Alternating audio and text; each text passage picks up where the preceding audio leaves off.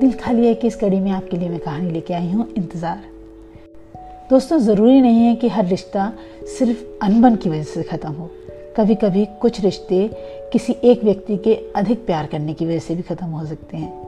कभी कभी ऐसा होता है कि जो व्यक्ति बहुत ज़्यादा प्यार करता है वो दूसरे व्यक्ति की नाजायज़ मांग को भी मान लेता है, सिर्फ उसकी खुशी के लिए।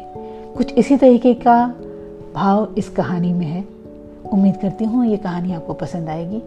तो प्रस्तुत है मेरी कहानी इंतज़ार। सोना आज 18 साल की हो गई।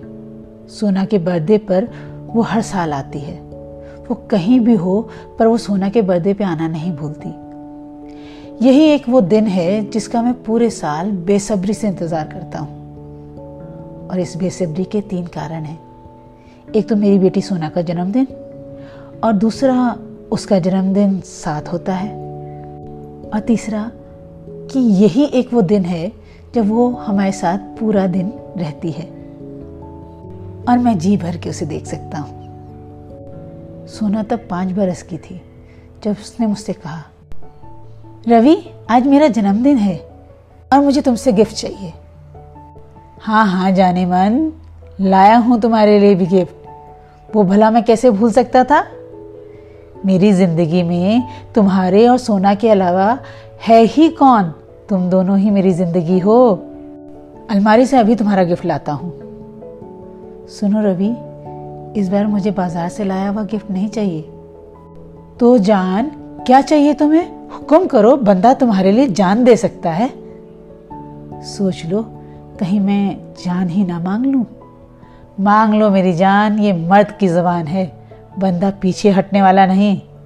अच्छा ठीक है, फिर तो सुनो, मुझे तुमसे तलाक चाहिए।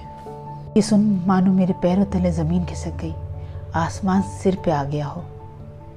मैंने लड़खड़ाती आवाज़ में उससे पूछा, ये क्या कह रही हो रजनी?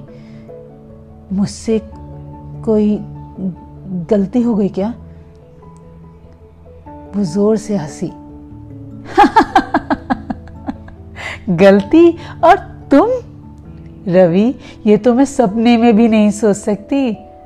तुम कोई गलती करो, ये दुनिया का 8वां अजूबा होगा।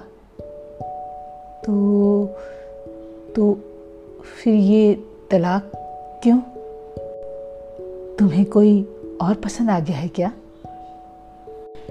नहीं रवि, ऐसा कुछ नहीं है। मेरी जिंदगी में तुम्हारे अलावा किसी और मर्द की जगह नहीं। फिर क्या बात है जान?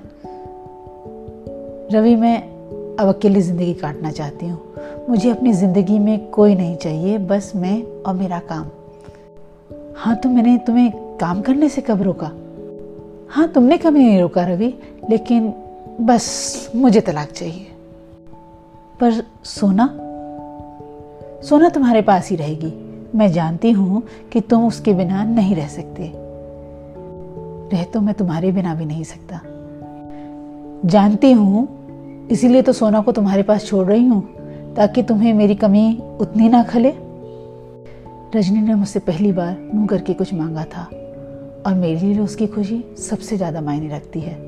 उसकी खुशी के आगे मैं भी कुछ नहीं। सो मैंने वही किया जो रजनी चाहती थी।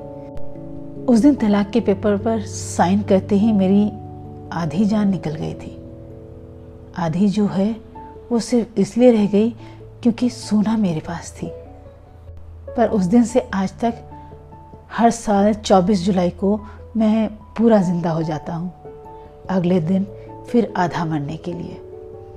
पूरे साल उसकी याद में नगमे लिखता हूँ, कहानी और नज़में लिखता हूँ, और उसके आते ही उसे वो सब सुनाता हूँ, और वो बहुत प्यार से उन्हें सुनती है।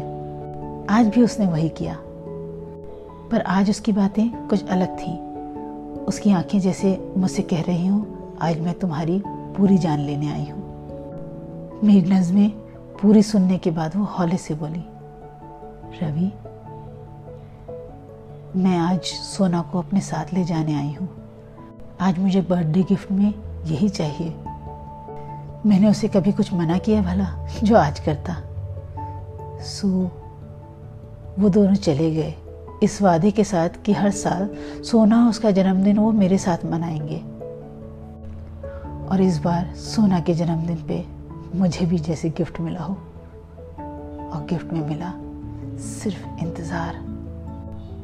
दोस्तों, कैसी मोहब्बत है ये जो इतनी ज़्यादा इस हद तक हो जाए कि किसी की नाजायज़ डिमांड को भी आप पूरा कर दें, चाहे उसमें आपकी जान ही क्यों ना जा रही हो। पर इस मोहब्बत में भी शिद्दत है। शायद ऐसी मोहब्बत के दिल खाली रह जाने के लिए ही बने होते हैं। रवि का इंतज़ार जाने कब ख़त्म होगा।